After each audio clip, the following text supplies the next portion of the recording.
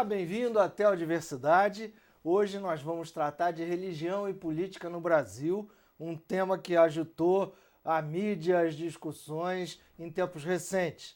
E para tratar disso, estamos com o professor Paulo Pereira, bem-vindo. Obrigado. Ele é professor do curso de Relações Internacionais e doutorando na Unicamp sobre a questão da criminalização e os Estados Unidos. Mas hoje nós vamos tratar do Brasil.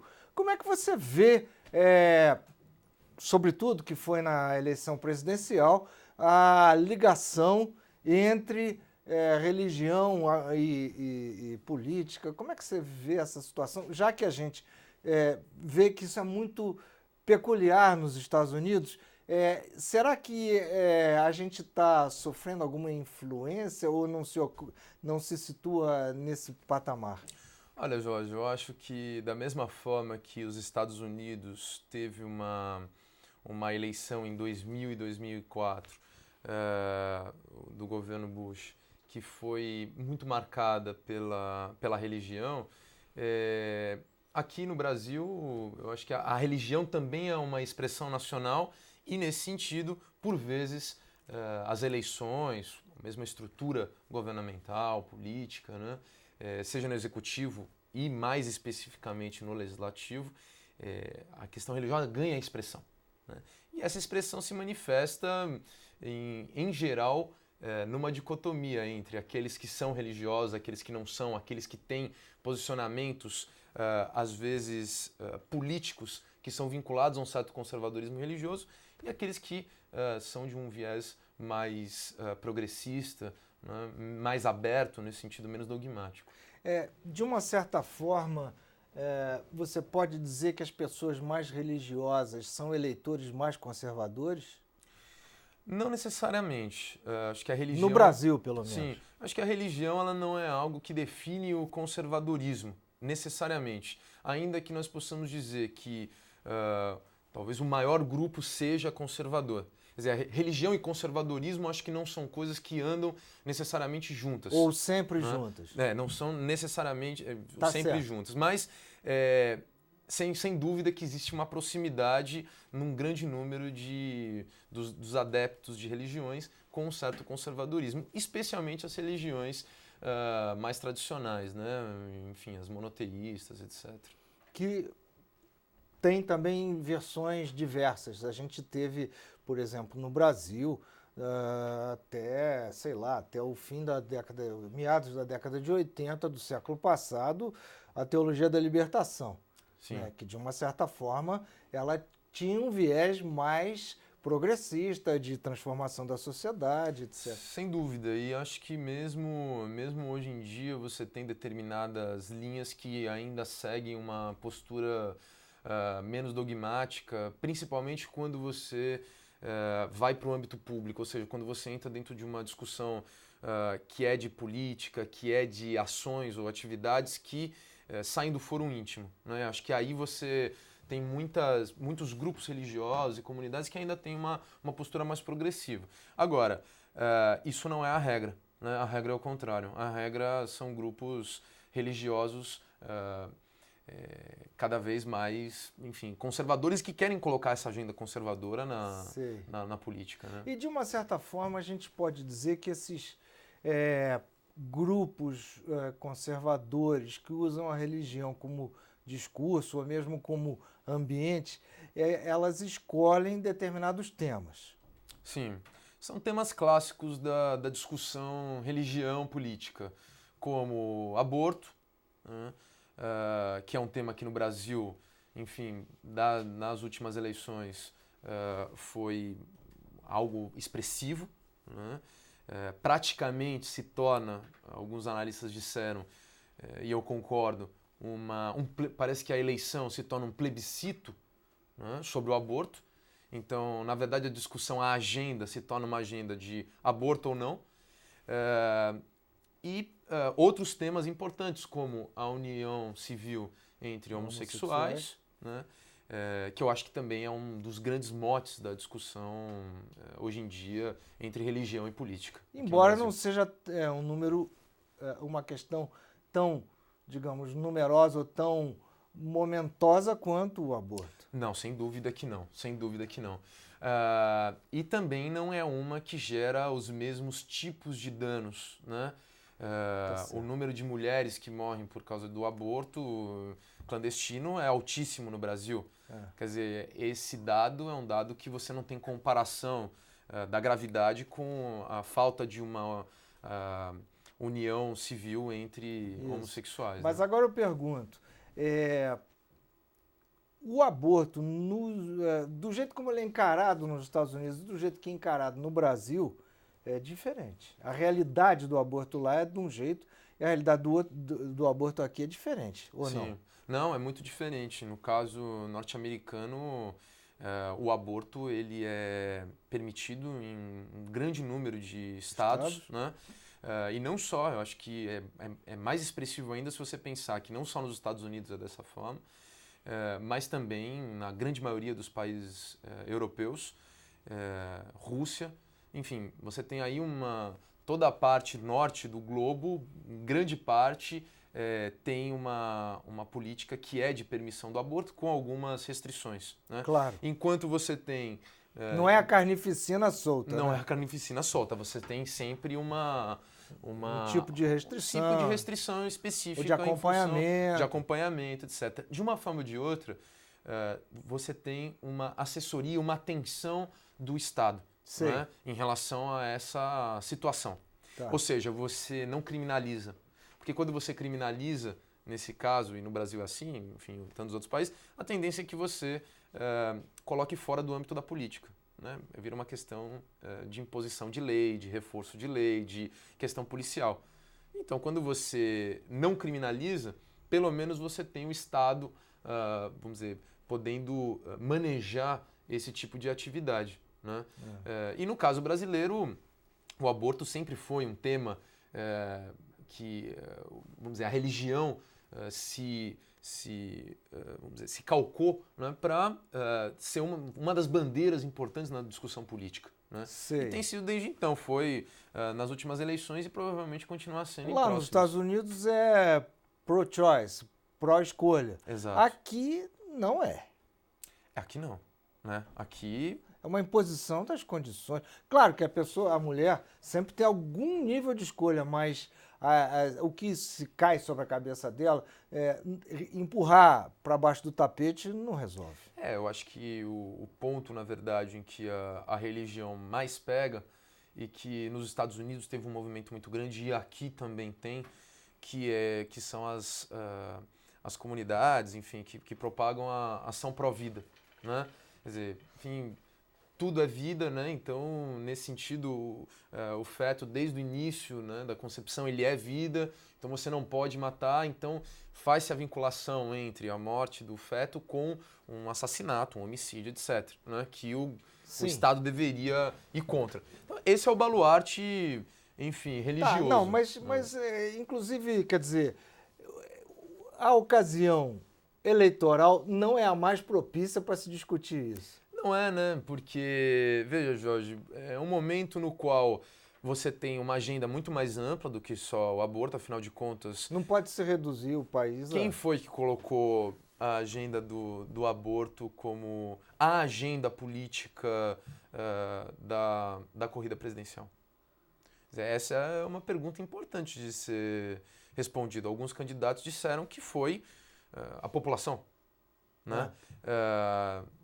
Não sei exatamente como, porque a população se expressa pelos canais da sociedade civil, eventualmente, mas também pelas estruturas políticas. Então, é difícil você ver... Bom, eu acho que a pergunta essencial nesse caso é quem coloca a agenda do aborto como a agenda das eleições e que, nesse sentido, promove a religião como valores individuais e coletivos ao patamar de definição sobre você deve ou não escolher esse ou aquele presidente. Essa é talvez a discussão mais acho que complicada que tivemos nesses últimos tempos aqui. Né? E eu acho que, eu te pergunto, a restrição a um tema só, as religiões não teriam condição de tratar de outros temas, inclusive mais importantes? Eu pergunto. Eu acho que a religião, enfim, as comunidades religiosas, elas têm uma capacidade de tratar de uma série de questões, todas na verdade, né? Eu acho que a distinção entre política entre governo e religião, ela não precisa ser feita de maneira estanque, né? As comunidades religiosas têm uma capacidade muito grande de mobilização, de diálogo, né? Agora... Por exemplo, nós estamos no país mais injusto, um dos mais injustos sobre a face da Terra. Sim. Isso não era tema para a religião? Eu acho que é o tema da religião. E daí resulta essa questão do aborto como consequência, mas... Claro. Até porque o aborto é, na verdade, e a forma como ele é praticado, etc., é a expressão da desigualdade de classes e, nesse sentido, da desigualdade social. Né? Então, reduzir o aborto ao tema do aborto é cair, na verdade, num elemento enganoso. Né? É cair, na verdade, simplesmente no dogmatismo da crença e deixar de lado um elemento que é essencial, que são as dinâmicas sociais. E eu acho que as comunidades religiosas teriam um papel fundamental nesse processo. Mas elas não tiveram. Não tiveram. Né? Em grande parte não tiveram. Em grande parte não tiveram, pelo contrário. Né? Tiveram uma posição de seguir uma diretriz do Vaticano, que é uma diretriz, enfim... Ou no caso, os protestantes isso, e tal. No caso católico, e os protestantes também pelas iniciativas pró-vida, quer dizer, de criminalizar o aborto. O aborto não pode ser legalizado. E digamos, né, que conseguissem isso, o problema não estava resolvido de jeito nenhum. Não estava, porque na verdade você continua com milhares de mulheres morrendo por causa disso, você continua com pessoas tendo filhos sem ter condição. Ou, né, sem saber como evitar. Sem saber como evitar. Olha, eu vi uma vez dizendo que gente que acredita que quando tem relação pela primeira vez não pega filho, ou se tiver relação em pé não pega filho. Quer dizer, as coisas chegam a esse nível de desinformação. E Jorge, eu acho que esse tema, né, ele é melhor tratado se você tiver uma preocupação, por exemplo, das comunidades religiosas, que me impressiona, né, não existir, com a educação. Né? Quer dizer, nos Estados Unidos sempre foi o contrário. Né? O protestantismo tinha um elemento muito forte com a necessidade da leitura própria da Bíblia, etc. E a educação teve um componente fundamental nesse processo. Então sempre teve um investimento muito grande. E assim, aqui isso não pegou por N motivos, mas o fato é que a educação sempre foi colocada, e nessa eleição especificamente foi um ponto importante, quer dizer, ela não foi tocada. Ela foi trabalhada de uma maneira absolutamente superficial. Quer dizer, e será que a questão do aborto não está ligada muito mais imediatamente a questão da educação, à educação do que à criminalização da prática? Inclusive a educação sexual. Inclusive a educação sexual. Claro. Quer dizer, então me causa espanto essa postura. Mas veja, me causa espanto pelo lado religioso, não pelo lado político, porque a instrumentalização política da religião é um dado que, enfim, desde sempre e para sempre vai acontecer. A política instrumentaliza a religião. A política instrumentaliza a religião e vai instrumentalizar a religião Agora, sempre. Eu queria te perguntar o contrário. Até que ponto a religião pode se intrometer, digamos, não é se intrometer, mas interferir na política, e até que ponto não é saudável a religião interferir na política? Bom, a religião ela tem a capacidade de interferir na política porque ela tem uma capacidade de arregimentar pessoas. Né? Um grande líder religioso que fala para os seus fiéis, que acreditam efetivamente nele, que não é bom votar em tal candidato, você vai ter uma adesão razoável desse grupo. Então, essa mobilização política é a mobilização que dá força para a religião se colocar na política. Né? Então não é só uma instrumentalização realmente... Mas aí, eu queria dar um passo atrás. Desculpe te interromper. Mas no sentido de, não política partidária, mas política de mentalidades, vamos dizer assim. A religião teria um espaço aí? Eu acho que a religião tem espaço. Falar que a religião não tem espaço eu acho complicado. Sei, né? Mas que espaço que você defenderia que a religião tivesse? Eu acho que é um espaço, na verdade eu acho que é um espaço da tolerância. Né? É um espaço do debate em função de crenças, mas que são crenças abertas à discussão. Quer dizer, a religião por si só, se você for seguir ao pé da letra no sentido dogmático do termo, fica muito difícil você ter uma discussão e, nesse sentido, uma construção coletiva de conhecimento Sei. e de posições. Sei. Né? Então, a tendência é que haja uma dificuldade muito grande nesse processo. Agora, se a religião servir simplesmente como uma orientação de valores, né, e não necessariamente com uma definição a princípio Dogmática. uma definição a princípio de posições, se você estiver aberto, mesmo sendo religioso, estiver aberto para... Eu acho que é positivo. Né? A religião, ela fomenta debates sobre temáticas, né? Ela favorece também a construção de conhecimento. Não acho que ela deve ser colocado num nível simplesmente individual, fora de todo o âmbito político. Não, eu acho que não. Agora, eu acho que a utilização disso vai depender dos indivíduos, obviamente, e também das lideranças. Quer dizer, tratar a religião como um partido seria uma coisa, uma deturpação. Eu acho que religião... Já teve partidos democratas cristãos, você tem partidos religiosos em vários países, mas isso, de uma certa forma, não chega a bom termo, né? Chega a bom termo porque quando você coloca a religião, né, a crença religiosa como parâmetro da política, a tendência maior é que você vai cometer injustiças com grupos que não são da sua religião, a tendência é que você vai se fechar, na verdade, para outras possibilidades de leitura sobre temas que não dizem respeito a um grupo, mas dizem respeito a uma nação, dizem respeito a comunidades inteiras, que não necessariamente partilham de crenças religiosas que as suas. Então, essa infiltração, aí sim, né, da religião na política como partido, e nesse sentido, a tentativa de propagação da religião como política... Daquele grupo religioso. Isso é praticamente uma facção, né? Quer dizer, nesse sentido de um corte que não tem uma representatividade da comunidade. Seita, né? Isso. Então, acho que não é adequado. Eu acho que você não era nascido, mas no tempo da ditadura, as religiões eram mais unidas, porque tinha, digamos, uma ameaça comum. Claro que havia quem aderisse, obviamente, teve Marcha da Família com Deus pela Liberdade, Isso. etc. Mas conforme a coisa foi avançando, houve uma frente democrática da qual as religiões participavam, não como partido, mas elas participavam ecumenicamente. Sim, e eu acho que a referência maior nesse caso é um certo humanitarismo, né, da religião, quer dizer, essa característica humanitária que une todas as religiões, ela pode favorecer nesse sentido um encontro cooperativo. Né? Não necessariamente o fará, né, como a gente já fez referência aqui, mas eventualmente sim, porque existe essa base comum. Né? E no caso do combate à ditadura foi dessa forma, e sempre que você tem arbitrariedades por parte do Estado, etc., você pode ter uma capacidade de resposta que vem também das comunidades religiosas.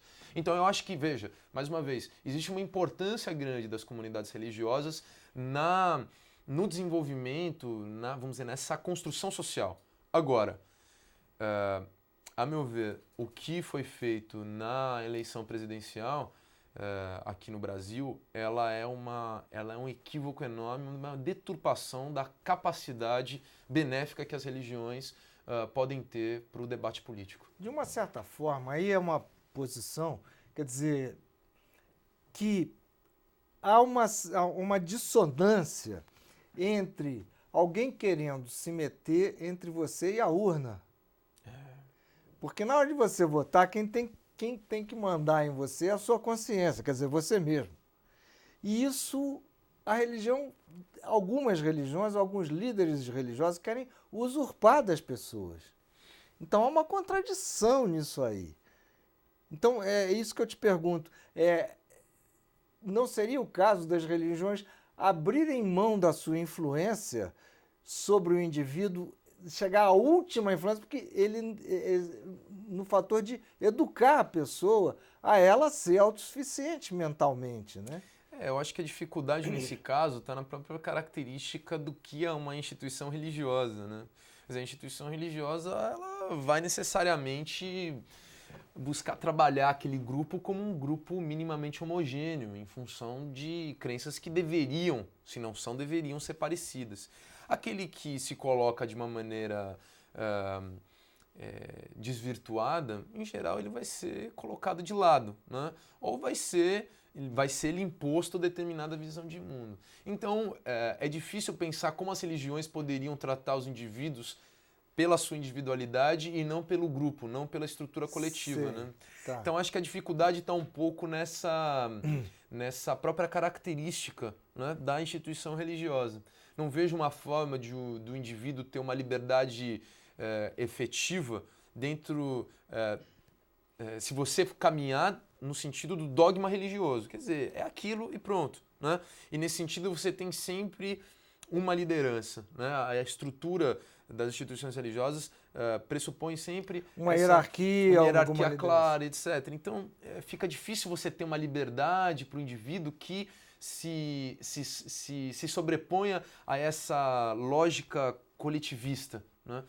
Então, eu não vejo muito como ser dessa forma. Eu acho que a tendência... Como ser diferente. Como ser diferente. Não vejo como não ser dessa forma, né? Tá. Acho que ser diferente seria talvez construir um conhecimento ou um envolvimento religioso que não passasse pela instituição da religião, né? Seria alguma coisa menos vinculada a isso, né? A gente sabe que há uma tendência demográfica de haver pessoas que são crentes, acreditam em algum tipo de crença religiosa, mas não seguem igrejas específicas. Uhum. Isso não seria um tipo de coisa a ser pesada, a ser considerada dentro desse jogo político? É interessante você falar isso porque, bom, nos Estados Unidos eles dão nome para tudo, né? Inclusive para aquele... Rótulo! Tem nome pra... Então, o rótulo desse grupo, né, esse que você fez referência que existe no Brasil e realmente existe, são aqueles que não têm igreja. Quer dizer, eles têm uma crença, né, têm uma espiritualidade. São espirituais, mas não religiosos. Mas não são religiosos, né? E... em geral, esses são, nos Estados Unidos, são os que votam nos democratas, são os mais progressistas, são os, nesse sentido, urbanos, né? Em geral, profissionais liberais. Tem enfim, maior escolaridade. Maior escolaridade. Esse é o grupo, né? Engraçado, seria interessante ver, eu não tenho informações aqui no Brasil a respeito disso, mas seria interessante mapear um pouco que grupo que é esse aqui do Brasil, né?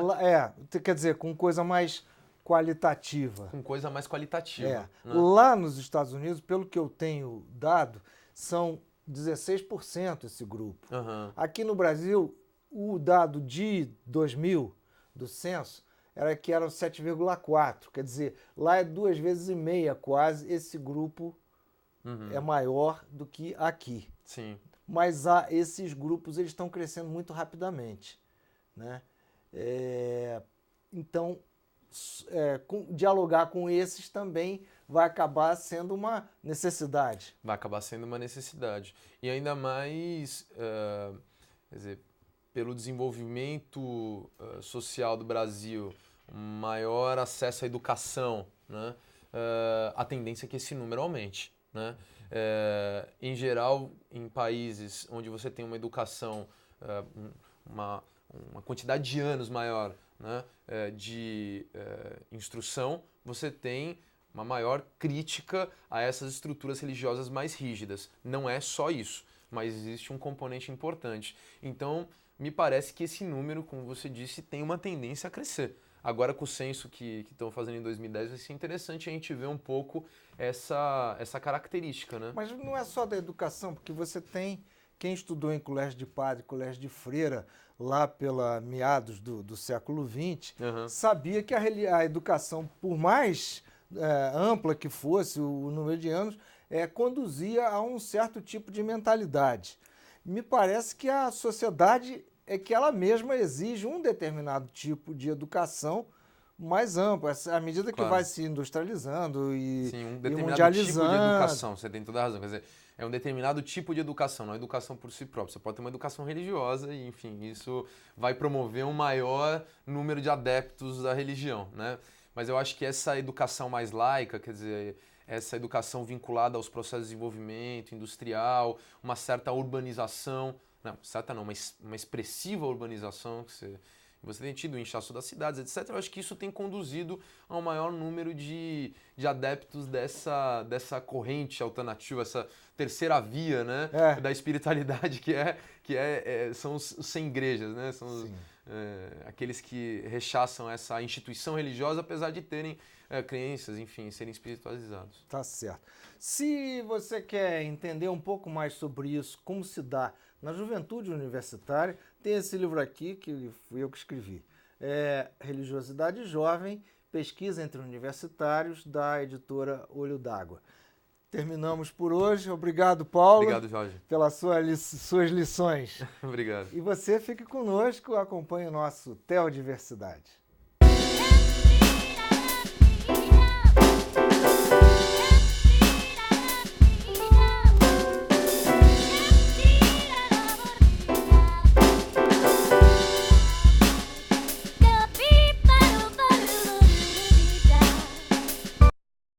Nós temos em 1991 aquilo que nós chamamos de a Primeira Guerra do Golfo, que na verdade não foi uma guerra, porque uma guerra acontece quando você tem uma certa similaridade entre as forças em luta. Quer dizer, isso aí é uma atrocidade. Então o que houve foi um ataque internacional contra o Iraque. O pretexto para a realização do ataque foi o fato de que o Iraque havia invadido o Kuwait, o país vizinho do Iraque. Mas, na verdade, do que se tratava era o seguinte: os Estados Unidos, que não estavam contentes com a situação da existência da OPEP e a existência de um organismo internacional que fixava os preços do petróleo, os Estados Unidos queriam intervir diretamente na fixação dos preços do petróleo. Então eles invadiram o Iraque, que é o segundo maior produtor de petróleo do mundo, controlaram o Kuwait, que é o terceiro produtor de petróleo do mundo, e os Estados Unidos já eram auxiliados pela Arábia Saudita, que é o primeiro produtor de petróleo do mundo. Então, quer dizer, já o primeiro ataque em 1991 foi um resultado do interesse dos Estados Unidos em controlar diretamente as reservas de petróleo. E naquela ocasião eles só não completaram o processo de ocupação do Iraque porque eles achavam que neutralizando o Saddam Hussein, isso já seria suficiente para controlar a política de preços, etc.